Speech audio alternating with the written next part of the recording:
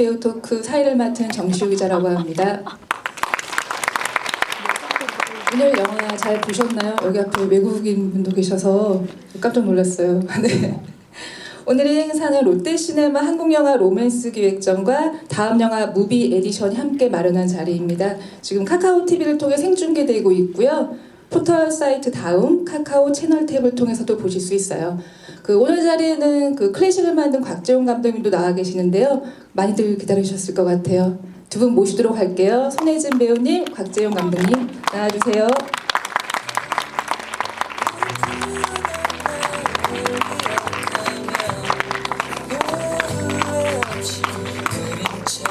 아직 안 오셨다고 하네요. 저희 방송사고가 조금만 기다리도록 할게요.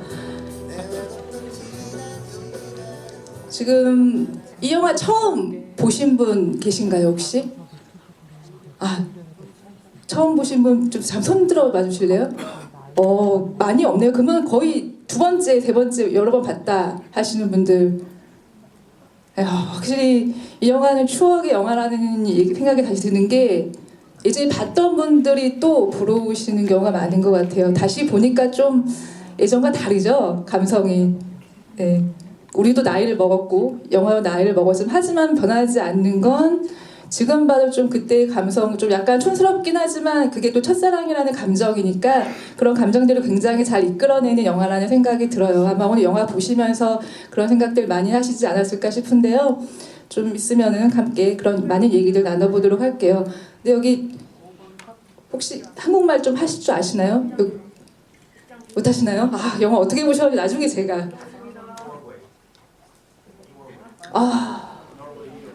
유럽? 노르웨이에서 오신 분이 한국말도 못하는데 지금 영화 보셨다고 합니다. 네. 이해하셨나요, 이 영화? 네. 지금 두 분 오셨다고 하니까 조금만 기다려 다시 한번 대화 나누도록 할게요. 손예진 배우님, 곽재용 감독님.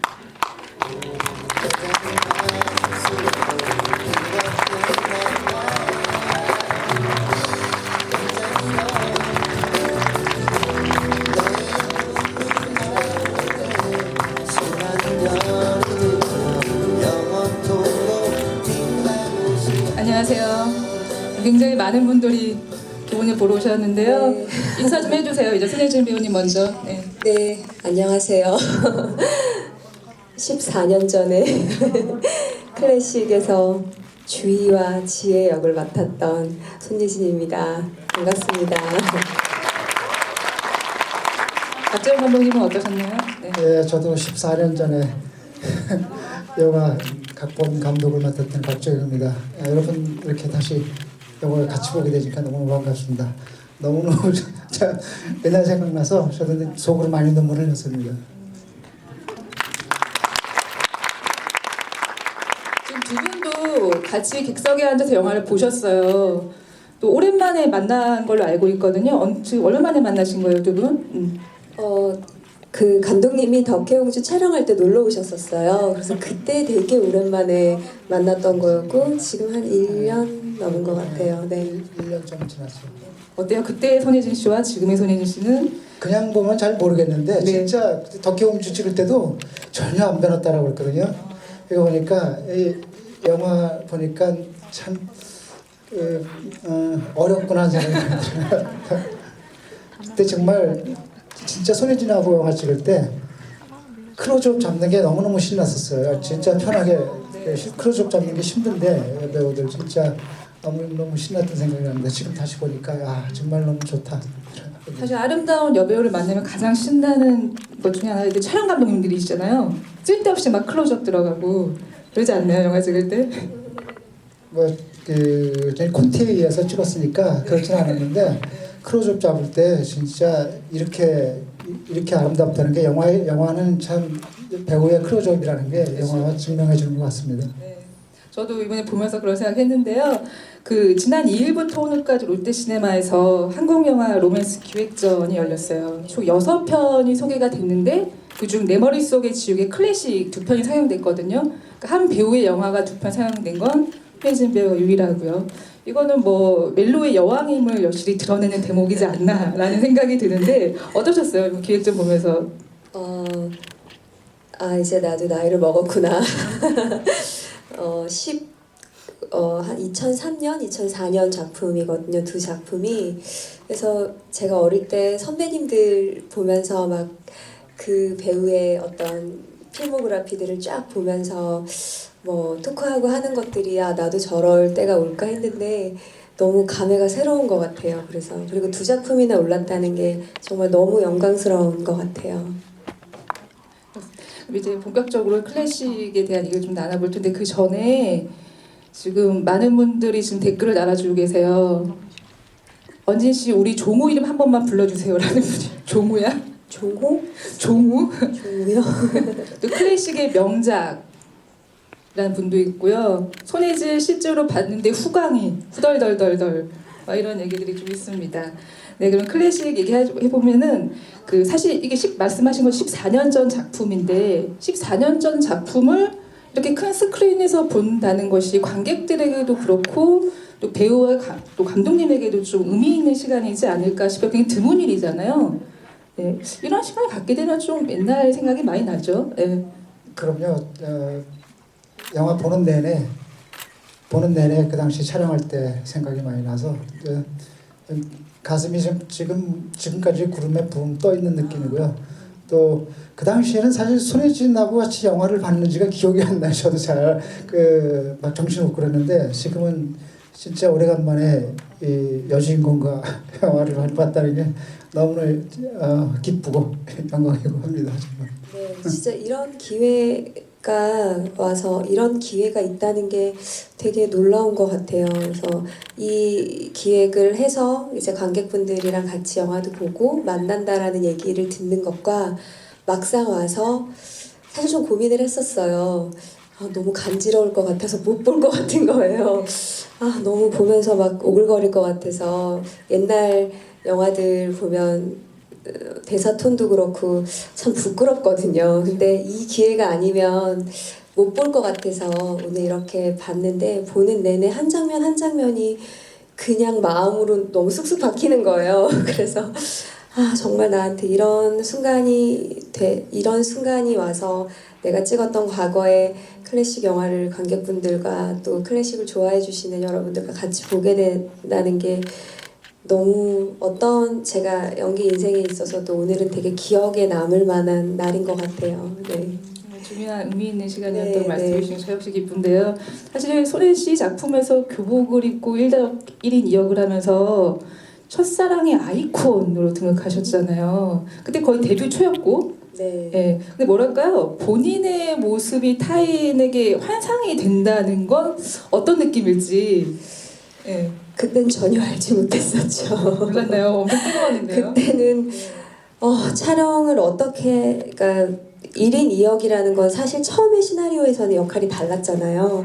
근데 너무 두 역할 너무 욕심이 나서 이거 다 하면 어떠냐고. 그래서 이제 감독이 흔쾌히 그걸 승낙을 해주셔서 이렇게 됐던 건데 질문이 뭐였죠? 타인의 환상이 되는 네. 첫사랑. 네.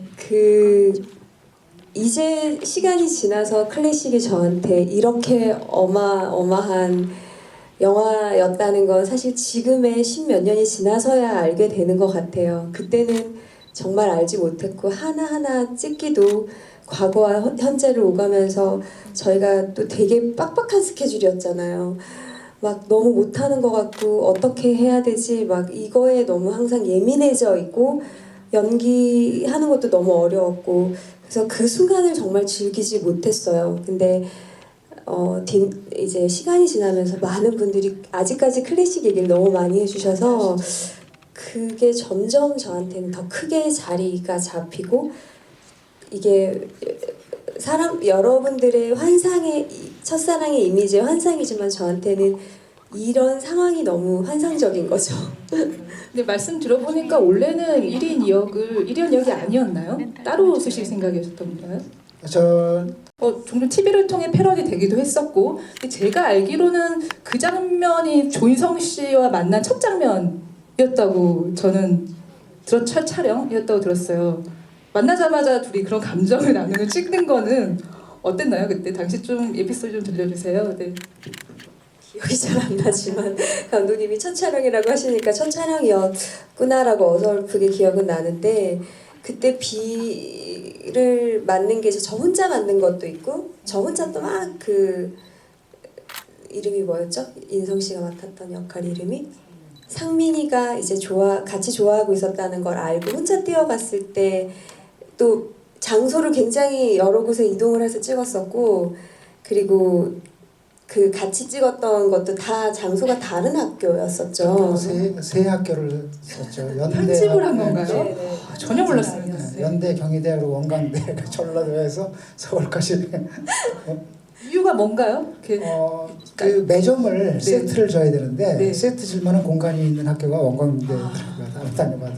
그래서 세 학교를 같은 학교인 줄 알았습니다. 그렇죠. 네, 모두가 아마 처음 알지 그래서 않았을까. 도서관은 경희대다 보니까 네. 또 캠퍼스는 연대고 그래서 세 군데 다 찍고. 캠퍼스에 찍다 보니까 그때 그 대학생들이 굉장히 좋았겠어요. 우리 학교에 손혜진하고 조인성이 온다. 막. 근데 몰래 찍어야지. 많이 올 때 찍으면 굉장히 불편하니까. 근데 비 얘기를 했는데 클래식은 유독 비 내리는 장면이 진짜 많은 영화잖아요. 근데 제가 살펴보니까 박재용 감독의 데뷔작이 비 오는 날의 수채화요. 네. 비 아마 그 영화에서도 여주인공이 비를 맞고 좀 고생을 하지 않았나 생각이 드는데 그렇게 비를 뿌렸는데도 그 한이 안 풀려서 영화에서 더 많이 뿌렸습니다.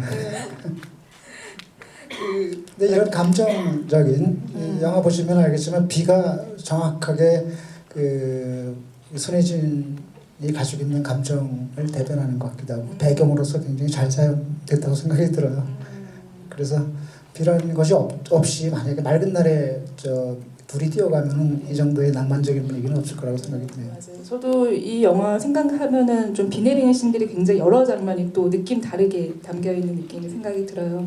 그 다음 영화 사이트에 공개된 클래식 메이킹이 있더라고요. 제가 그걸 살펴보다 보니까 손예진 씨가 촬영 중간중간에 뭘 읽더라고요. 뭘 읽나 봤더니 삼국지 만화를 보고 계시더라고요. 혹시 기억나세요? 삼국지. 기억이 안 나요. 근데 저는 무슨 책을 읽고 있나 보니까 아 진짜요? 보통 전혀 촬영 기억- 중간중간에 뭐 하시나요? 지금은? 아 요즘은 글쎄요 할 때마다 다른 것 같은데 대본 보거나 음악 듣거나 그냥 콘티 보거나 그런 것 같아요.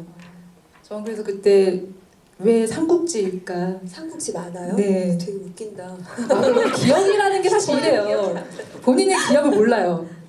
네, 조작되기도 하고. 네. 본인도 모르시죠? 저도 몰랐어요. 그랬으면 아 약간 몰래 읽었었나 보다. 아니에요. 그 스태프들이 모두 인해서 읽었는데 메이킹을 한번 다시 자세히 보시면 그런 것들이 좀 영화를 보면은 그런 현장들도 재밌는 것 같아요. 사실 클래식이 진짜 이제는 멜로 영화의 클래식이라고 불리잖아요. 근데 최근에 잘 알다시피 멜로 영화들이 좀 흥행을 좀 못하고 있는 것 같아요. 그래서 지금도 멜로 영화 하면 클래식 얘기를 또 하는 것 같고 요새 멜로 영화들이 좀 외면받는 이유를 물으면 좀 무겁지 않을까 싶긴 한데 왜 이유가 뭘까요 약간? 아무래도 멜로드라마는 장르적으로 좀 익숙하고 옛날부터 많이 봤고 또 멜로드라마가 요즘에는 또 그 자극적인 장면들을 좋아하는데 자극적일 수가 없고 또 남녀가 둘이 사랑한다 맞는다 헤어진다가 사실 그 나레티브상 정확하게 미리 예측할 수 있기 때문에 아무래도 멜로드라마가 지금 요즘 관객들한테는 좀 덜 호응인 것 같은데 사실은 오늘 보셨지만 알면서 봐도 재밌을 수 있는 게 또 멜로라고 생각합니다. 네 씨는 네, 저도 사실 멜로 영화를 배우로서도 가장 좋아하는 장르고 관객으로도 가장 좋아하는 장르인데 그래요. 그런 것 같아요. 2000년대 초반에는 정말 많은 멜로 영화들이 나왔는데 이제는 사실 기획조차 되고 있지 않아서 좀 안타까운 것 같아요. 워낙 자극적이고 눈과 귀가 즐거운 영화들 그런 것들에 더 이렇게 많은 분들이 좋아해 주시는 것 같아서 근데 또 한편으로는 이런 좀 설레이면서도 따뜻하고 그런 이야기, 자극적이지 않는 순수한 이야기를 갈망하시는 분들이 저는 계시다고 생각을 해요. 특히나 요즘 더 점점 없어지다 보니까 더 갈증을 느끼고 계실 거라고 생각을 해요. 네. 지금 내년에 아마 손예진 배우의 멜로 영화를 볼 수 있다는 소식이 들었습니다. 그러게요. 정통 멜로는 사실 내 머릿속에 지우개 이후에 처음인 것 같아요. 상대 배우가 소지섭 씨죠. 네. 13년 정도 되는 것 같은데, 그러니까 같은 맥락에서 멜로 영화를 너무 기다려 왔었고 배우로서 또 멋진 멜로를 찍고 싶다라는 생각을 계속 했는데, 제가 멜로를 다시 하게 되면 클래식이나 내 머릿속에 지우개에 버금가는, 아니면 그것보다 더 나은 영화를 찍어야 된다라는 생각을 가지고 있었기 때문에 사실 어떤 것도 선택하기가 더 힘들었던 것 같아요. 그래서 지금 만나러 갑니다라는 영화는 이제 일본 원작 영화인데 한국의 정서에 또 좀 많이 다르게 각색을 해서 아마 되게 오랜만에 아마 내년에 멜로로 또 인사드리게 될 것 같아요. 손예진 씨가 다시 멜로의 붐을 일으키지 않을까라는 기대를 그랬으면 너무 충무로에서 굉장히 좋겠네요. 많이 갖고 있습니다. 그 이번에 클래식 미공개 컷이 있어요. 네. 그래서 저희가 스냅 사진 2장을 가져와 봤습니다. 일단 한 장 공개해 주세요. 여기 보시면 아마 나올 거예요, 두 분은. 네. 자, 안 나오나요? 네. 네, 나왔네요. 기억이 나세요? 공개됐던 것 같은데 비공개는 아닌데 이거 미공개 아니 이거 많이 봤는데 많이 본 건가요? 아, 그래도 한번 얘기 나눠보죠. 네, 조승우 씨의 등 옆이 손예진 씨. 이게 네. 어떤 씬이죠, 지금? 이게 이제 주희랑 준하가 그 귀신의 집에 가다가 비가 와서 뗏목이 떠내려가서 이제 막 뛰어가다가 발을 삐끗해서 준하가 이제 업어주는 거였죠. 당시 조승우 씨와의 호흡은 좀 어땠나요? 많이도 궁금해하실 것 같아요. 그때 지금 저 솔직히 기억이 잘 안 나고 지금 이 영화를 다시 보니까 조승우란 배우가 참 대단하다라는 심이 대단하다라는 생각을 한 건 사실 인성 씨나 저나 되게 어색하거든요.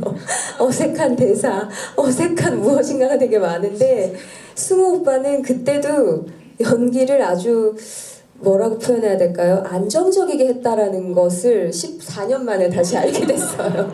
그래서 오빠 지금 전화번호를 모르는데 연락처를 다시 알아서 꼭 알려주려고요. 굉장히 좋아하는 정말 분이죠. 연기를 잘했었다고. 좀 능글맞죠. 그러니까 굉장히 애어른이었죠. 그때도 그죠. 우린 어렸는데 되게 듬직하고 참 속 깊은 사람이었던 것 같아요. 꼭 들려줘야겠네요. 근데 그때 캐스팅할 때 사실은 많은 사람들이 준하 잘 몰라서 네. 조승우라는 배우를 잘 몰라서 많은 그 반대에 부딪혔었어요. 아, 그랬는데 첫날 촬영하고서 첫날 촬영한 분량을 보면서 전부 다 조승우 얘기하는 거예요. 그래서 캐스팅을 잘했다 그런 생각을 했었죠. 갑자기 드는 동생의 생각이- 신미안이죠. 신비아니죠. 그렇죠. 갑자기 드는 생각인데 세 배우와 함께 지금 다시 클래식을 찍으면 정말 엄청날 것 같은데요? 그래요. 다르게 변주할까요, 손예진 씨 캐릭터들을? 네. 저렇게 연기를 안 했을 것 같아요. 근데 제가 그 당시에 예준이한테 했던 얘기가 지금 나이 들어서는 보여줄 수 없는 연기가 나온다. 지금은 그 내가 연기를 못한다 잘한다는 그런 생각하지 말고 있는 그대로 보달라고 했었는데 제가 보기에 바로 저 모습 순수하게 그 당시에 손예진의 모습이 이 클래식이라고 생각합니다. 그래서 저는 손예진의 20살 때 이 영화가 만나게 된 게 굉장히 좋은 운이라고 생각해요. 다른 배우를 만약에 대입시켜서 생각한다면 클래식을 생각할 수 없다는 생각이 들더라고요. 대단합니다. 박수 한번 부탁드릴게요. 두 번째 컷을 준비해 드릴게요. 이 컷도 됐나요, 공개가? 두 번째 컷 주세요. 네. 여기 뒤에 나왔네요. 이거는 나왔나요? 이거는 못 본 거 예, 같아요. 저는 사실 클래식을 입어보면서 이기호 씨가 연기한 태수한테 좀 감정이입을 하게 되더라고요. 제가 어릴 때 볼 때는 사실 그냥 태수는 사랑의 회방꽃 같은 느낌이 있었는데 제가 나이를 먹고 다시 보니까 굉장히 사실 굉장히 애잔한 캐릭터잖아요. 내가 사랑하는 여자를 또 응원해주기도 하고 또 아파하는 그 여자와 또 결혼까지 하고 두 분도 약간 그런 캐릭터의 변화 같은 게 좀 보이지 않았을까 싶기도 한데 어떠셨나요? 네. 저도 다시 보니까 태수의 감정이 너무 짠하고 아팠어요. 그때는 이제 준하를 사랑하는 주의였기 때문에 이렇게 잘 안 보였다면 오늘은 이 캐릭터 하나하나의 모든 감정들이 나이가 들어서 그런가요? 이렇게 막 느껴지고 막 태수는 얼마나 마음이 아팠을까. 너무 친한 친구인데 그래서 약간 주의가 좀 어장관리를 했던 거 아닌가 싶기도 하고 요즘에 말하자면 근데 대신 이 영화를 통해서 사랑을 찾았잖아. 감독님 비하인드 스토리를 얘기해 주세요. 뭔가요? 무슨 얘기시죠? 여기 그 태수를 때리는 태수 아버지로 나온 분이 현재 이청아 씨의 아빠입니다. 실제 아버지시래요. 그렇구나. 그래서 그 얘기를 하다가 서로 만나게 됐다고 그러더라고요. 진짜로요? 실제로요? 진짜로 아까 영화 그래서 보는데 감독. 저도 다시 보니까 역시 영화는 뭘 인연들을 또 만들어주는 많은 분이 놀라고 계시는데요. 네. 흘렸나요? 갖고 다니시는 감독님 아직까지 클래식한. 클래식한 감독님으로 이기호 씨에게도 이 말을 꼭 전해드리고 싶네요. 네. 자, 오늘 이 자리 모셨으면 굉장히 좋았을 텐데라는 생각이 갑자기 들면서 네. 아무튼 클래식에 대해서 좀 들어봤고요. 그 다음 이제 코너로 넘어가도록 할게요. 네. 일명 손예진 인생작 에디션인데요. 지난 9일부터 다음 영화에서 그 손예진 인생작 에디션 사진전이 열렸는데 혹시 보셨나요? 네, 봤어요. 오늘 이렇게 엄청 많이 떠 있더라고요. 총 사실 굉장히 저희가 이거 타임라인으로 좀 준비해 봤는데 보실지 모르겠어요. 사실 영화가 굉장히 많잖아요. 네, 많이 근데 그 중에서 10편만 꼽는 게 좀 쉽지 않았을 것 같다는 생각이 드는데 잘 뽑으신 것 같아요. 네. 이렇게 뒤에 딱 자신의 작품을 보면 어떤 생각이 드나요? 시간이 보일지 경험이 뭐 궁금해요. 네. 그러니까요. 제가 한 13작품까지 세다가 최근에 못 셌는데 요즘 많은 분들이 몇 작품 채냐고 물어보시는 거예요. 그래서 세다가 못 셌어요. 그래서 다시 세보니까 한 17개 아니면 18번째 작품을 최근에 마쳤더라고요. 그래서 정말 세월이 이렇게 빠르고 또 정말 열심히 일을 했구나. 맞아요. 내가 진짜 열심히 했구나라는 생각은 들었던 것 같아요. 그 생각을 저도 어떻게 했냐면 그 필모를 한번 보시면 되게 놀라실 텐데 한 해도 쉬지 않게 모든 해 일을 하셨어요. 작품을 정말 사실 그러고 싶어도 그러지 못하는 여배우들도 많은 게 지금의 영화 현장이고 또 하게 돼도 캐릭터가 좀 원하는 캐릭터를 맡지 못하는 경우도 많은데 굉장히 좀 강한 좀 되게 묵직한 캐릭터들을 계속 쭉 이어오셔가지고 그건 또 손예진이라는 배우가 가지고 있는 힘이 아닌가를 좀 이번에 저도 새삼 깨달았던 기회였던 것 같아요. 네. 너무 운이 좋았던 것 같고요. 배우를 하면서 작품을 하면서 어떻게 보면 제 희노애락일 그냥 작품에 다 있는 것 같아요. 그러니까 어떻게 보면 제 개인의 인생과 배우의 인생을 절대 따로 떼어놓고 생각을 결코 할 수 없을 정도인 것 같아요. 그래서 아까 영화 오랜만에 보면서 나는 참 많은 사랑을 했구나라는 생각이 들었어요. 많은 사랑을 했구나. 네, 좋네요. 준하와의 사랑, 또 상민과의 사랑 이런 것들이 그때 이 스크린에서 보이는 나의 모습에서 눈빛에서 난 진짜 저때 사랑을 했구나라는 생각을 해서 되게 기분이 묘했어요. 네. 어떻게 보면은 캐릭터 중에 지금 다시 연기하면 좀 가장 다르게 내가 이 캐릭터를 좀 표현할 것 같다라는 캐릭터가 있으세요?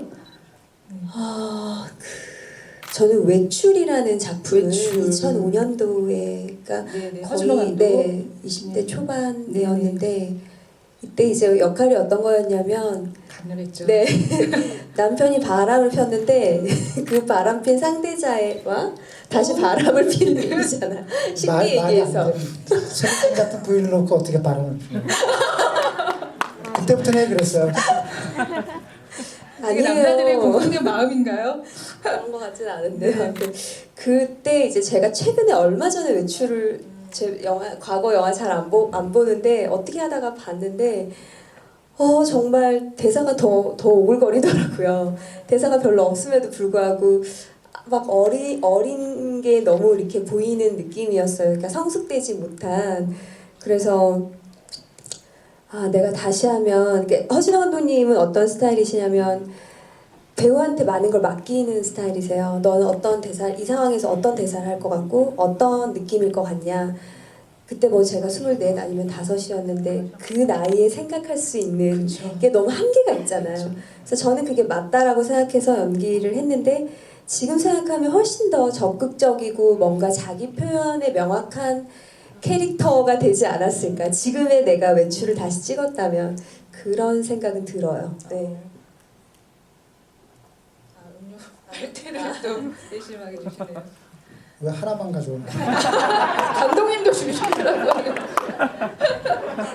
근데 외출 같은 경우는 손예진 씨가 굉장히 좋은 평가를 받았음에도 불구하고 역시 본인은 네, 만족할 수가 없죠. 항상 채찍질을 하죠. 네. 저는 그 영화에서는 사실 저도 말씀하셨듯이 20대 초반인데 어떻게 이런 감정선을 표현할 수 있지? 저는 오히려 그런 생각들을 많이 했거든요. 또 그때 많은 분들이 그런 얘기들을 많이 하셨고 저는 그 캐릭터가 사실 자칫 잘못하면 굉장히 치정으로 약간 나갈 수 있는 걸 균형을 좀 잡아준 게 또 손예진이라는 배우의 약간 그런 균형 감각이라는 생각을 좀 했었기 때문에 네 지금 말씀이 좀 재밌게 들리기도 하고 그렇습니다. 감독님은 지금 행보를 많이 지켜보셨을 텐데 손예진 씨의 클래식을 제외하고입니다. 클래식을 제외하고 가장 인상 깊었던 손예진 씨의 모습은 좀 어떤 영화였어요? 네. 저는 최근에 비밀은 없다가 많이 틀려서 네. 그 다른 연기이기 때문에 네. 이제 손예진이 그 미모를 많이 버리고 그 어떻게 보면 예쁘게 보이고 싶었기도 했을 텐데 네, 네. 전혀 그런 것이 없이 고맙습니다. 연기를 하는 모습 보고 이제 아름다움뿐만 아니라 내면에 가지고 있는 것 가지고도 연기를 하는구나. 그래서 그게 좀 좋아 보였습니다. 비밀은 없다 해서 거기서 너무 예쁘던데요 제가 보기에. 근데 그렇게 하는데도 그래도 이뻐 보이니까 문제가 있어요.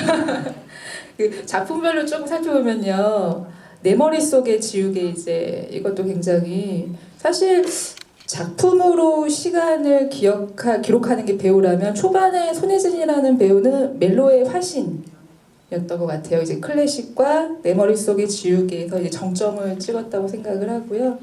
근데 사실 또 개인적으로 그 손예진의 연기가 좀 깊어진 것도 저는 이 즈음이라고 생각을 하거든요. 이 영화에서 단순히 사랑만 하는 캐릭터가 아니고 평범한 직장 여성과 또 이제 치매에 걸린 20대 여자를 연기하셨잖아요. 그때 뭐랄까 감정의 밀도가 좀 높아지고 또 눈물의 농도도 짙어졌다는 생각 개인적으로 했는데 그런 약간 변화된 모습에 대해서 스스로 고민들이 좀 있지 않았을까라는 생각이 들더라고요.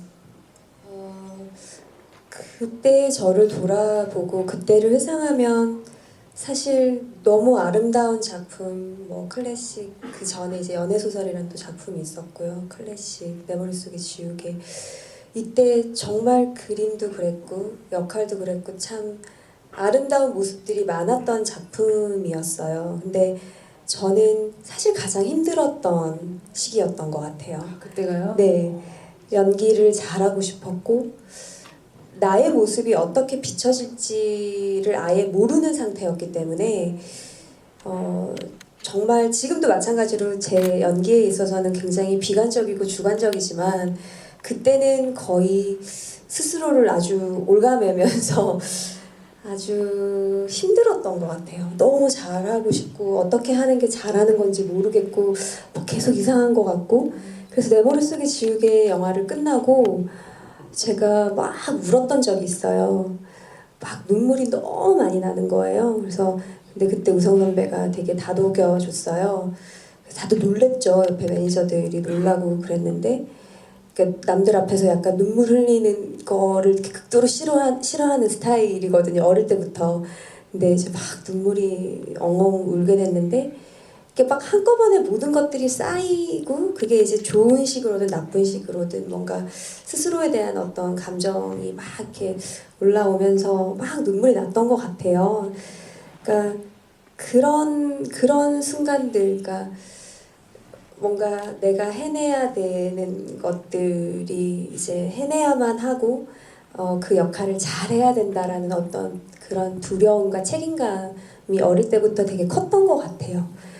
그래서 너무 아름다운 작품이고 지금 다시 많은 분들이 아직까지 너무 얘기를 많이 해주시는데 그래서 너무 뿌듯하고 너무 좋은데 또 한편으로는 제가 그렇게 많이 고민을 해서 그래도 아무 생각 없이 그냥 발랑발랑 하면서 찍지 않아서 어릴 때는 왜 사실 잘 모르니까요. 그냥 이렇게 찍는가 보다 하고 하지 않고 한 장면 한 장면 너무 고민을 많이 해서 그래도 아직까지 좋아해 주시는 게 아닌가라는 생각은 조금씩 해봐요. 것 같아요. 저 작품 임할 때 굉장히 열심히 하고 또 잘하려고 굉장히 노력을 하고 그래서 아까 얘가 했던 말도 20살 시절에는 20살의 연기를 하는 거다라고 얘기했던 것도 더 잘하려고 굉장히 너무 많이 애썼기 때문에 그랬던 것 같아요.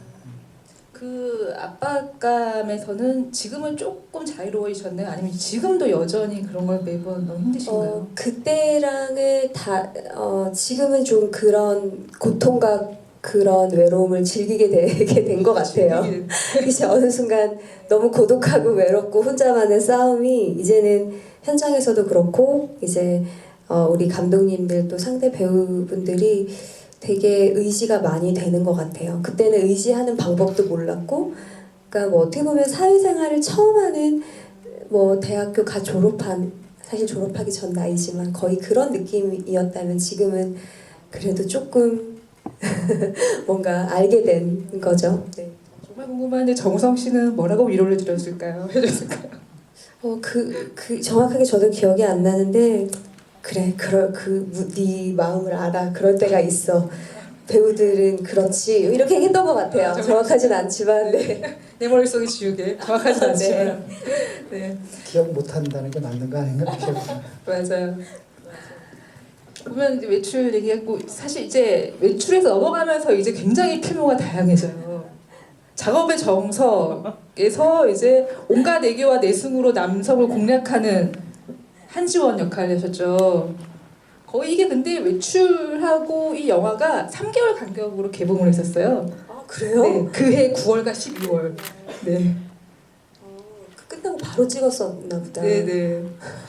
또 산다음에 사실 뒤늦게 보면 이제 아내가 결혼했다를 거쳐서 오사카에서는 또 굉장히 캐릭터가 뭔가 멜로부터 코믹부터 다양한 걸 보내줬잖아요. 그러니까 뭐랄까요?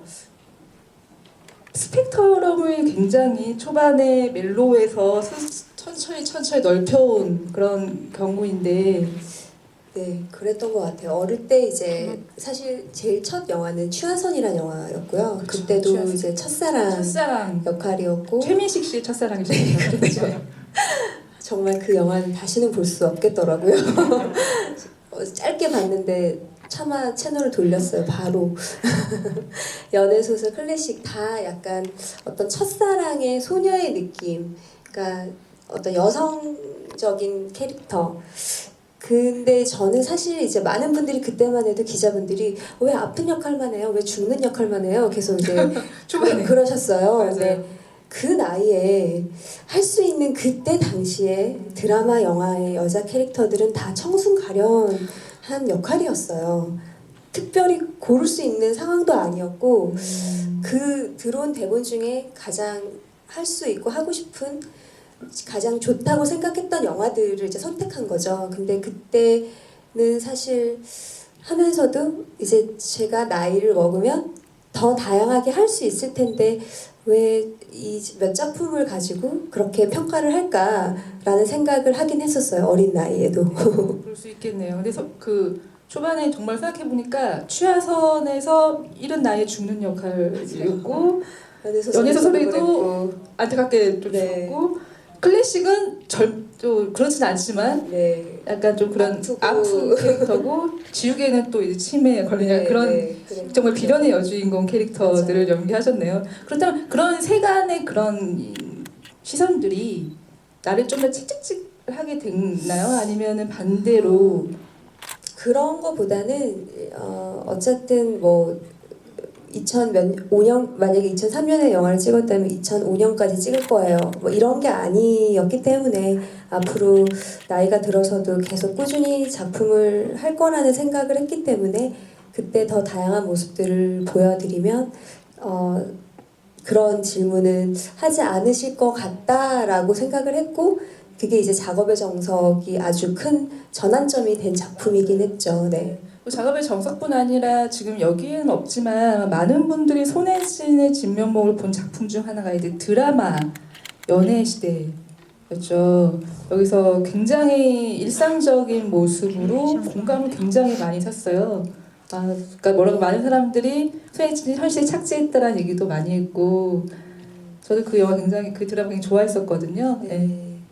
맞아요. 그 드라마에서는 연애시대라는 드라마가 어떻게 보면 이게 영화랑 드라마는 또 다른 게 드라마는 훨씬 더 대중적인 것들이 있죠. 그래서 아직까지도 그 연애시대 OST랑 이렇게 뭐 책 이렇게 해서 사인을 받고 하세요. 그래서 그 연애시대 속의 은호라는 캐릭터가 어떻게 보면은 저랑 비슷한 지점이 참 많아서 좀 현실적이고 그러니까 뭔가 옆에 있을 것 같은 캐릭터였어요. 그래서 그 작품을 참 많은 분들이 사랑해 주신 것 같아요. 또 은호를 통해서 여성 팬들도 굉장히 많이 생겼던 것 같아요. 맞아요. 항상 제가 처음에 데뷔해서 처음 팬 미팅을 했는데 99%가 남자 100%였던 것 같긴 해요. 사실 네. 정말 한 분도 여자분이 없으셨던 것 같은데 어느 순간 팬미팅을 했는데 여자분들이 되게 많이 오셨더라고요. 그게 연애시대의 기점이었던 것 같아요. 그래서 굉장히 여자분들 지금은 여자분이 더 많으신 것 같아요. 더 많나요? 진짜 약간 그럴까요? 쓸쓸한 얘기 아니에요? 근데 배우고 닮고 싶어서. 근데 사실 그 캐릭터를 보면은 소연 씨는 사랑에 있어서는 안 해본 역할이 없어요. 결혼도 해봤죠, 이혼도 했죠, 재혼도 했어요. 맞아요. 이별 신화도. 근데 다 끝났나 더 있을까 했는데 아내가 결혼했다 해서 이중 결혼을 해요 이제. 네, 거기서 맡은 이제 이나라는 캐릭터가 네. 또 손예진을 얘기할 때 굉장히 많이 거론되는 인물인데 이나는 어떤 생각을 하면서 결국 연기를 했을지 좀 궁금하더라고요. 네. 사실 많은 생각을 안 했어요. 그 오히려. 작품만큼은 생각을 깊게 들어가니까 이 여자가 이해가 안 되는 지점이 너무 많은 거예요. 그렇죠. 그래서 도저히 내가 감독님 이나는 어떤 생각으로 이걸 했을까요? 답이 안 나오는 거예요. 공감대가 형성이 되는 지점이 있는데 안 되는 지점이 너무 많은 거예요. 그래서 그냥 이나는 이런 여자야. 그래서 원래 책을 이제 원작이 굉장히 유명한 원작이잖아요. 그래서 원작을 처음 봤을 때 느끼는 거랑 또 막상 이제 배우가 살아서 이렇게 연기를 하다 보니 이해 안 되는 지점들이 많았지만 그래서 오히려 그냥 아무 생각 없이 마음껏 웃으면서 연기했던 그래서 사실 되게 재밌게 연기했었어요. 네. 그 영화로 이제 상도 받으시고 맞아요. 여우주연상 청룡 여우주연상을 받았었죠. 여우주연상도 받고 굉장히 네. 성취도 큰 작품이 아니었나 싶은데 사실 이날을 보면 감독님이 만든 엽기적인 그녀의 엽기녀와 좀 배틀을 뜰 수 있지 않을까라는 생각이 가끔 들더라고요. 그런 면점이 있었던 게 네. 재밌었던 게 그 소설을 읽게 된 게 전지현이 저한테 소설을 줘서 읽었어요. 아 진짜요? 네, 또 이런 비슷한 그 캐릭터 때문에 그래서 깜짝 놀랐어요. 손예진이. 그리고 감독님은 클래식 스타일하고 엽기녀 스타일 이렇게 두 가지 놓고 굉장히 중점을 두고 영화를 찍는 부분도 있는 것 같아요. 어떤 영화를 보면은 엽기녀들도 많이 있는 캐릭터가 있고 이렇게 클래식같이 묵직한 감독을 찍으시고 또 멜로 영화를 많이 얘기했는데 사실 생각해 보니까 감독님은 정말 여배우와 작업을 많이 해오셨네요. 네. 제가 그 연애 감성을 좋아하는데 클래식 같은 영화가 사실은 제 어린 시절에 했던 경험이 아니고 여자친구가 없이 쓸쓸하게 보냈던 저한테 보내는 선물이었습니다. 몇 살 때까지 잠깐 뭐 그러다 보니까 어떻게 보면 좀 고착이 돼서 그 멜로드라마를 또 많이 만들다 보니까 제가 만든 영화 중에서 또 멜로드라마는 또 잘 성공을 하더라고요. 그래서 멜로드라마 쪽으로 자꾸 가고 있는데 사실은 이 영화에도 보면 전쟁 장면 같은 게 있잖아요. 그전 그녀도 뭐 여러 가지 장르 영화들이 있듯이 저는 다른 영화에 대한 욕심들이 많은데 그 다른 영화들이 조금 잘 안 되고 그래서 클래식 같은 영화를 계속 만들려고 하는지 어떻게 모르겠는데 사실 손예진 같은 배우를 만나는 것이 자체가 클래식 명작이 된 거라고 생각해요. 이게 솔직한 심정입니다. 옆에 있어서 그런 게 아니라 정말 이 영화에 잘 맞는 배우를 만나서 영화를 만드는 것도 굉장히 쉽지 않거든요. 영화 지나가 보면은 기억을 해보면은 영화 배우는 어떻게 보면 많은 모습이 있는 거 아니거든요. 여러 모습들을 보여준다고 그러더라도 거의 한 모습에서부터 이렇게 바뀌어나가거나 하는데 결국 기억할 수 있는 영화들은 그렇게 많지 않고 거의 그런 스타일이라고 생각을 해요. 저는 어떻게 보면은 뭐 클래식의 앞에 있어서 그럴지 모르겠지만 20살 시절에 이 클래식을 만들었다는 게 저 영화가 영원히 손예진의 아름다운 모습을 보여주겠구나라는 생각을 해서 정말 좋은 기록이구나라는 생각도 합니다. 정말 애정이 잔뜩 묻어나는 말씀이신 것 같습니다. 만약에 손예진의 인물 갤러리가 있다면 이제 이 해적 같은 경우는 본격 액션이 추가되는 영화인 것 같아요. 사실 저는 개인적으로 해적이 특기했던 게 이제 캐릭터가 지닌 강단이었는데요. 잘 보시면 사실 국내 블랙버스터에서 여성 캐릭터는 남성의 구원을 기다리거나 좀 조연에 머무는 경우가 많은데 이 해적에서 여원은 좀 달랐던 것 같아요. 그게 전반을 온전히 끌고 가면서 흥행도 860만 명 모았고 그런 면에서 이제 손예진이라는 배우에 대한 평가도 좀 더 높아지는 부분은 분명히 있다고 생각을 하거든요.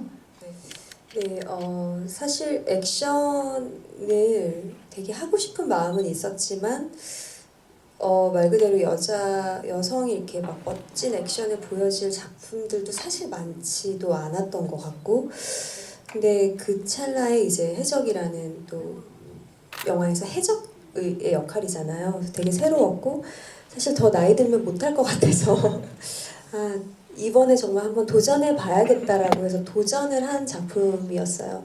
근데 사실 저는 이제까지 통틀어서 제일 힘든 작품이 뭐였냐고 하면 전 해적이에요. 아 진짜요? 너무 힘들었어요. 체력적으로요? 체력적으로. 근데 보통 그러잖아요. 정신적으로 힘든 게 체력적으로 힘든 것보다 더 힘들다 그러잖아요. 우리가 아니더라고요. 정말로 육체가 힘들어 보면 마음까지 피폐해지더라고요. 그래서 저희가 그때 한겨울에 양수리라는 곳에 세트장이 있는데요. 거기가 이제 또 서울보다 더 추워요. 근데 산속에 또 높게 이제 배를 또 높게 지어서 위에 이제 올라가서 강풍기를 맞으면서 촬영을 했는데 안에 막 내복을 8개, 9개 껴입어도 이제 입이 얼어요. 막 근데 또 액션을 해야 되잖아요. 근데 몸이 굳으니까 몸은 또 마음대로 안 되고 그래서 정말 담이 크게 2번이 왔는데 자면서 울었어요. 자면서 저 진짜 엄살이 없는 편인데 여자지만 엄살이 진짜 없는데 자면서 정말 눈물이 나는 거예요. 정말 내가 왜 이러고 연습은 못하고 빨리 찍어야 되는데 나 때문에 이제 막 열흘씩 몸을 움직이지 못하는 거예요. 약간 꼼짝 못하게 미라처럼 이제 누워 있어서 해적 지금 2 얘기가 나오고 있어요. 그러니까요. 슬슬 나오고 있는데 그래서 지금 여름 나라로 가지 않는다면 아니면 여름에 찍지 않는다면 과감히 안 찍을 생각이에요. 제작자님이 이걸 듣고 있을 거예요. 롯데에서 하니까 알겠죠. 롯데 시네마에서. 저는 정말 해적을 잘못 선택한 작품일 거라고 생각을 했었어요. 그래서 처음에 찍기 전에는 네. 근데 보니까 손예진이 좀 틀리다는 생각이 많이 들어요. 근데 그 생각을 한 많은 분들이 하셨을 거예요. 사실 해적이 나오는 여름 영화들이 굉장히 강했거든요. 군도, 뭐 있었고 또 뭐 있었죠? 최고의 그 흥행인 명랑이 명랑도 있었죠. 있었고 또 해적이 있었고 해무까지 사실 죄송한 말이지만 개봉을 하기 전까지는 모두가 해적이 잘 안 될 것이다 맞아요. 라는 얘기를 굉장히 많이 하셨어가지고 배우로서도 그때 여러 생각 드셨을 것 같아요. 근데 일단 시나리오가 사실 굉장히 재미있었어요. 처음부터 시나리오 보면서 좀 막 깔깔거리면서 웃게 되는 것들이 있었고, 그래서 여름 시장에 이렇게 딱 나왔을 때 두고 봐 하는 게 있었죠. 사실 찍으면서도 그림들을 보니까 그때 다 무거운 영화였는데 저희가 유일하게 웃긴 영화였거든요. 그래서 사실 잘 될 거라고 기대했었어요. 잘 됐죠. 굉장히 860만 원이면 굉장히 최고의 흥행작. 작품이었죠. 네. 근데 여성 캐릭터 얘기를 쭉 했는데 사실 손예진의 여성 캐릭터 얘기할 때 빠질 수 없는 건 아무래도 이제 비밀은 없다이지 않을까 싶은데 이 캐릭터는 손예진이 이전에 보지 않은 얼굴일 뿐 아니라 한국 영화에서도 본 적이 없었던 캐릭터였어요. 네, 맞아요. 저도 보면서 좀 제 모습이 낯설었던 것 같아요. 영화를 보면서요? 네. 네. 모니터 보면서도 그렇고. 네. 근데 사실 영화가 나왔을 때 호불호도 굉장히 많이 나뉘긴 했지만 결국은 이 뭐랄까요 한국 영화에서 이렇게 진취적으로 여성이 끌고 가는 또 사실 모성을 다루는 영화에 대해서 많이 좀 왜 여성 영화에서는 모성이 나와야 되냐라고 하지만 사실 모성이 문제인 건 아니잖아요. 그렇죠. 그 모성을 어떻게 끌고 가는가가 중요한데 이 영화에서는 그 모성을 굉장히 다른 방식으로 풀면서 네. 지금 이 작품은 얼마 지나진 않았지만 개봉한 지 네. 그럼에도 배우님에게 어떻게 남아있나요 지금? 작품마다 다 배우는 게 다른 것 같아요. 성숙해지는 지점이 되게 많이 다르고 결과적으로 어떤 선택을 할 때 그 전작의 것들의 이제 그런 기운들이 다 남아 있는데 그 비밀은 없다는 그냥 제가 화면에 어떻게 이때 사실 얼마 전이잖아요. 그래서 모니터에 내가 어떻게 나올지 또 이렇게 보면서 어떤 식으로 연기를 해야겠다, 뭐 어떤 표정을 지어야겠다라는 정형화되어 있는 제 생각들이 있었다면 이 작품은 그냥 좀 다 내려놨던 것 같아요. 어떤 거에서도 그냥 리밋이 없었던 것 같아요. 그냥 뭐 보통은 저희가 이 선까지의 연기, 뭐 이 다음 씬에서는 이 정도의 어떤 이런 계산이 있었다면 이 작품은 그냥 좀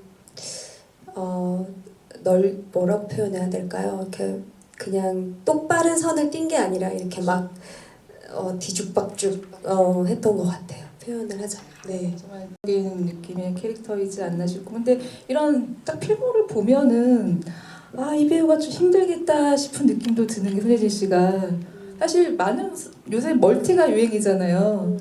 그래서 좀 이렇게 묻어가기도 하고 좀 쉬기도 하는데 거의 작품을 이끌어가거나 중심에 서가지고 그런 면에서는 가끔은 나도 좀 편한 작품 가서 좀 묻어가고 싶다라는 생각도 들 법도 하지 않나 그래서 싶기도 타워를 찍었었어요.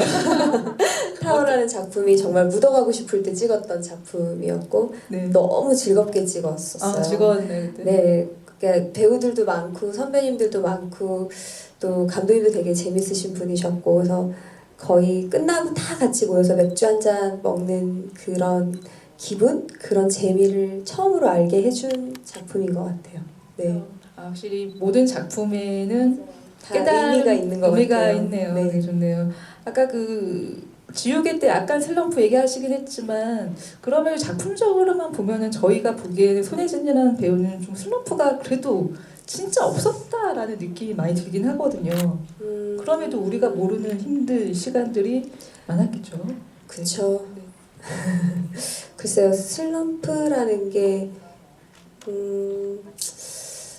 글쎄요, 항상 어떻게 보면 매 순간 매 작품이 끝나고 작품이 들어가기 전 아니면 사실 작품 중간에는 어떤 생각을 할 겨를이 없기 때문에 오로지 그 작품만 하기 때문에 저는 차라리 더 나은 것 같아요. 작품 전후로는 이제 뭔가 역할이 주어지지 않았을 때 오히려 인생을 살면서 20대부터 30대 중반이 될 때까지 역할을 해왔잖아요. 근데 역할이 없을 때가 오히려 뭔가 더 외롭고 더 힘든 지점들이 있는 것 같아요. 그래서 그런 지점에서 어릴 때는 잘 어떻게 스스로 컨트롤 잘 못했다면 이제는 나이가 들고 시간이 지나니까 조금 나를 작품이 없을 때 나를 좀 건강하게 만드는 다음 작품을 위해서 이렇게 더 편해지려고 하고 그런 것들의 노하우가 계속 생기는 것 같아요. 네. 감독님도 그래서 배우들 많이 보면 그런 것들 좀 안쓰럽기도 하고 여러 가지 생각이 드시죠. 그렇죠. 그런데 손예진이란 배우는 진짜 부침이 거의 없는 배우인 음, 것 같아요. 속으로는 여러 가지가 있었겠지만 영화계에서 데뷔해서부터 지금까지 이렇게 변함없이 꾸준히 이렇게 오랫동안 영화하기가 굉장히 힘든 겁니다. 감독도 마찬가지고요. 영화계가 굉장히 경쟁이 심하고 또 많은 사람들의 취향들이 바뀌고 영화 장르가 바뀌면서 배우가 오랫동안 작품하기 쉽지 않거든요. 한때 유행을 확 탔다가 또 갑자기 사라지기도 그러는데 손예진이라는 배우는 참 가지고 있는 힘이 굉장히 큰 거라고 생각해요. 잘 해주시네요. 네, 지금 배우님에게 묻고 싶은 게 굉장히 많으실 줄 알아요. 그래서 마이크를 좀 넘겨볼까도 하는데 카카오 TV에서 질의응답을 좀 받아보도록 할게요. 감독님하고 배우님 두 분에게 할 텐데 일단 아이디 브라보님께서 내가 봐도 참 슬프다, 참 이뻤다 싶었던 장면이 있나요? 라고 좀 아까 보면서 느꼈던 거는 준아 이렇게 죽었다는 얘기를 듣고 이렇게 아이를 어린 주희를 아니 어린 지혜를 데리고 이렇게 와서 이렇게 손을 맞고 우는데 그때 저는 뭔가 슬프더라고요. 그때 네 슬펐던 것 같아요. 그리고 또 뭐였죠? 예쁘다고? 예쁘게 보였던. 그때는 어리고 뭔가 그때만 가지고 있는 그 풋풋함 때문에 다 예뻐 보였던 것 같아요. 이거 작년 덕혜옹주 비밀은 없다로 상을 굉장히 많이 받았는데 부담되는 지점이 없냐고. 아니요, 상 받으면 너무 좋고요. 일단 언제 또 받을지 모르니까 받을 때 열심히 즐겨야 되는 것 같고요. 네네. 그래서 근데 이제 작품을 항상 하나하나 할 때마다 부담은 더 가중될 수밖에 없죠. 근데 그러다 보면 뭐 점점 무거워져서 그렇게는 못할 것 같고요. 또 잘 되는 작품이 있으면 또 안 되는 작품도 있고 그렇게 편하게 생각하려고 합니다. 네. 네. 또 곽재용 감독님한테 드리는 질문인데요. 곽재용은 영화의 신이다.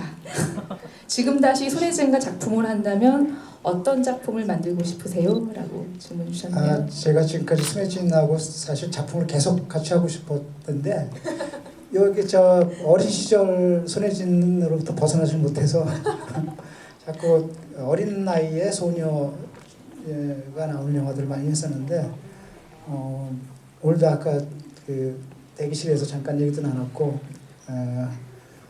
좀 클래식하고는 좀 다른 모습을 보여주는 작품을 한번 해봤으면 좋겠다는 생각을 했어요. 앞으로 제가 시나리오를 주고 손예진이 수락을 해서 영화 만들기를 기대하겠습니다. 그다음에 진희 여신님께서 여쭤보셨는데요. 현장에 가면 후배 연기자를 만날 텐데 어떤 조언을 해주고 싶나요? 라고 하네요. 아마 이제는 손예진 씨가 많은 여배우들의 롤모델이죠. 네. 어느덧 세월이 흘러 저도 후배들이 생기고 그리고 또 이게 또 나이가 드니까 또 뭔가 또 얘기도 해주고 싶고 그래요. 옛날에는 막 그러지 않았던 것 같은데 그래서 저는 되게 어린 친구들 제가 겪어왔던 것들을 이제 겪는 친구들을 보면 사실 그때는 보이지 않고 그때 얘기해도 사실 잘 모르잖아요. 저도 마찬가지였고 근데 저는 연기 사실 너무 어린 나이부터 정말 연기만을 해왔었는데 너무 어릴 때 시작한 친구들 같은 경우 제 아역으로 덕혜옹주 아역도 나왔는데 김소연이라는 친구가 있죠. 저랑 아주 흡사하다고 많은 분들이 얘기해 주시는. 그래서 덕혜옹주 할 때도 이제 몇 번 봤을 때 막 여행도 다니고 학교 생활도 하고 그냥 공부도 하러 어디도 가라고. 엄마가 딸한테 해주는 얘기하고 똑같은 거. 아니죠. 엄마는 계속 일을 하길 원하지 않을까요? 그건 모르겠지만 그게 이제 저는 많은 경험도 하고 그 나이에 느낄 수 있는 게 연기 이외의 다른 것들이 많잖아요.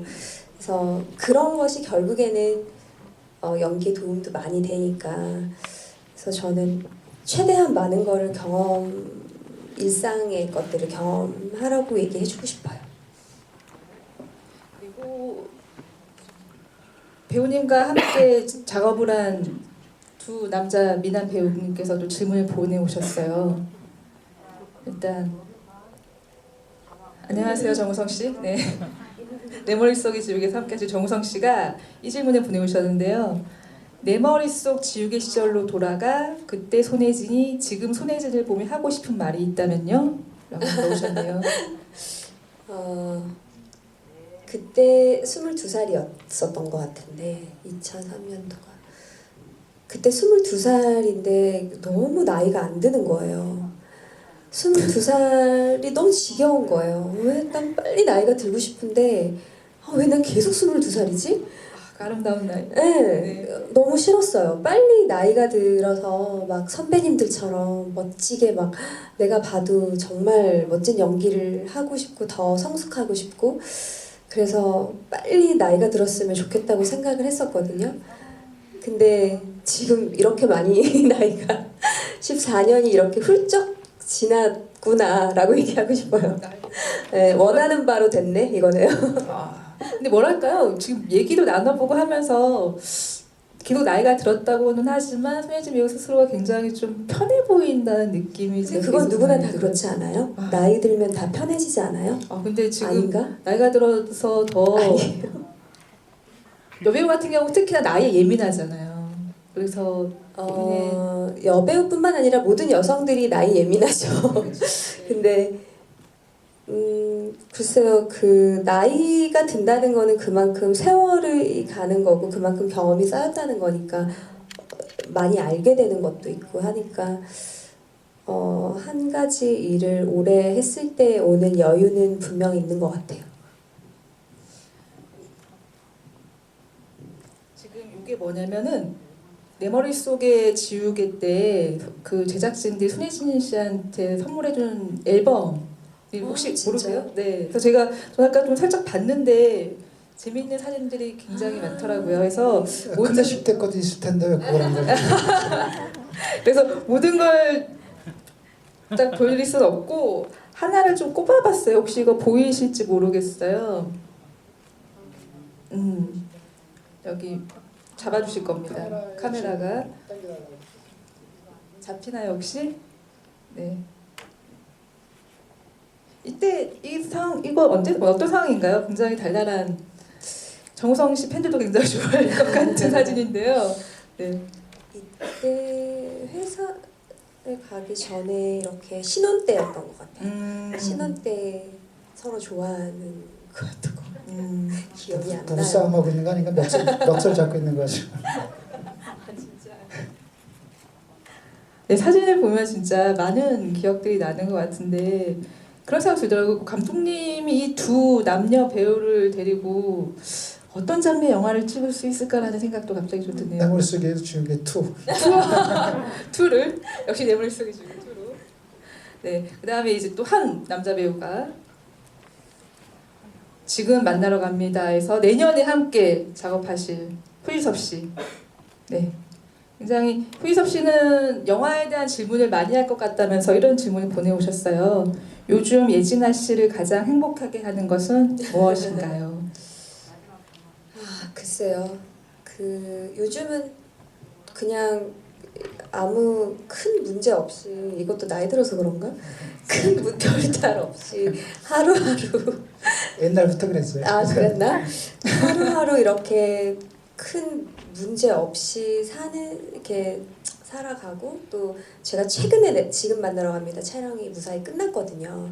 근데 또 그 전에 협상이라는 영화를 또 되게 타이트하게 한 작품을 끝냈어요. 그래서 두 작품을 연달아 끝내고 무사히 촬영을 무탈 없이 끝난 거 그것이 저한테는 되게 큰 행복과 안심이고 그리고 뭔가 여러 가지로 그냥 요즘은 좀 많은 것들이 감사하다라는 생각을 많이 하게 돼요. 그래서 그냥 뭐 촬영 끝나고 혼자 집에서 빈둥빈둥 TV 보면서 뭐 영화 보면서 그런 시간도 저한테는 너무 그냥 행복한 시간이고요.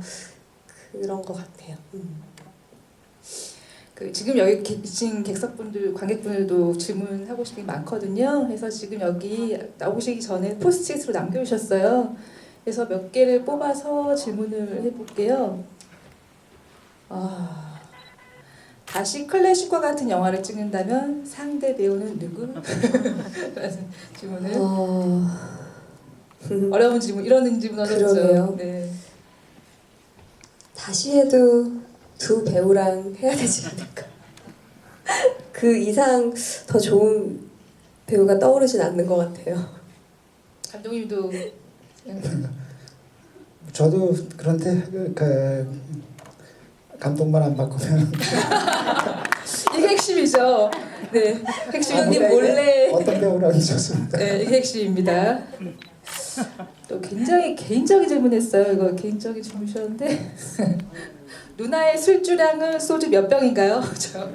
저는 진짜 술을 못 먹어요. 그래서 아주 늘리려고 노력도 해봤고 무던히 일하면서 참 노력을 했는데 한 맥주 5잔? 맥주 5잔? 네. 많이 다섯 먹는 건가요? 잔인가요? 아니면 5잔. 아, 꽤 마시죠? 그 안에 소주가 소주가 막 이만큼 들어있는 거.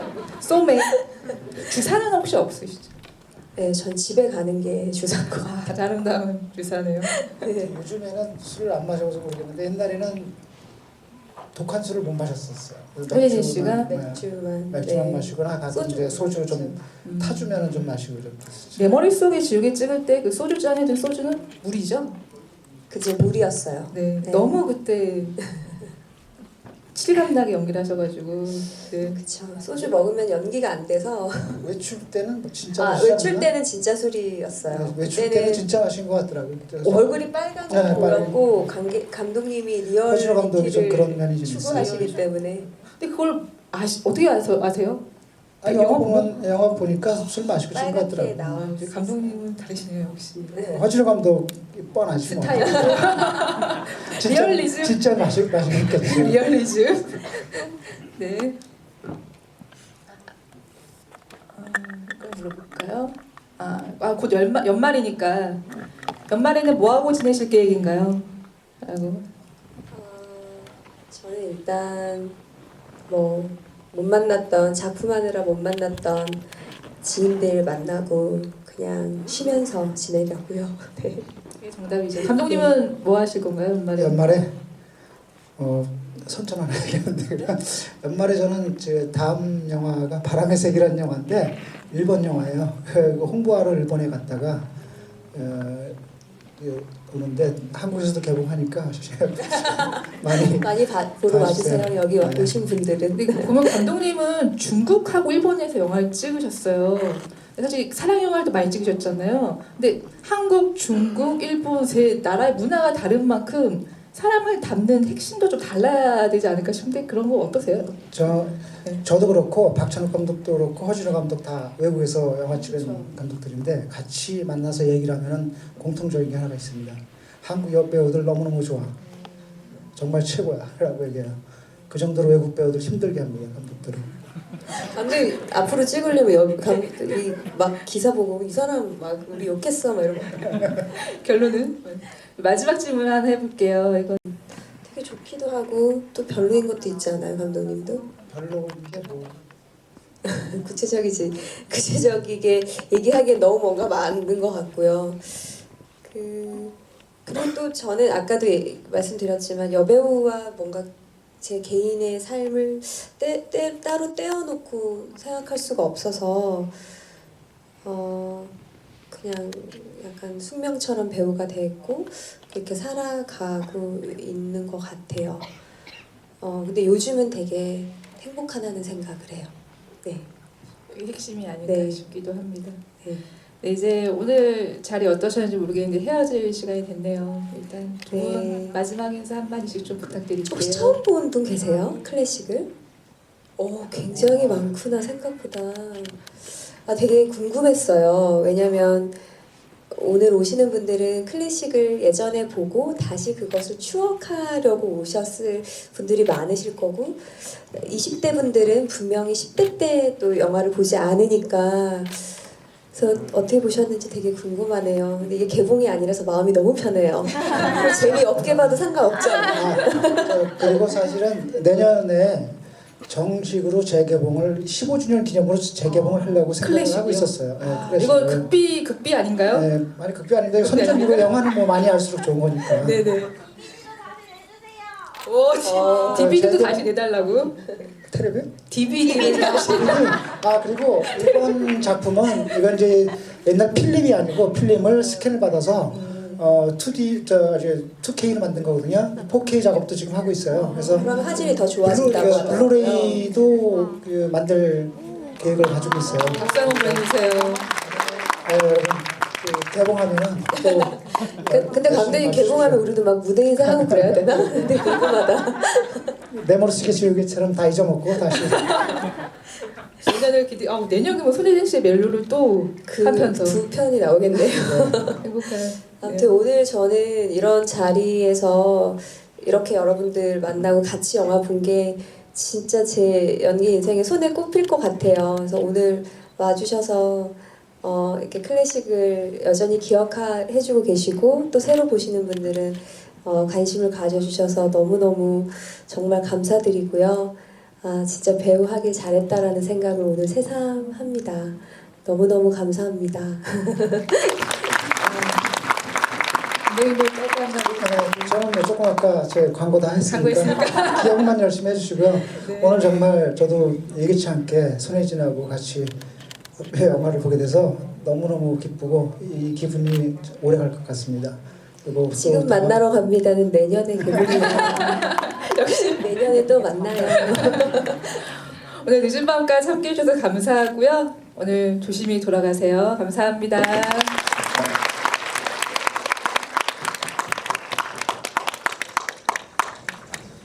저 끝나고 사진도 한번 찍고 지금 선물을 준비했다고 하더라고요.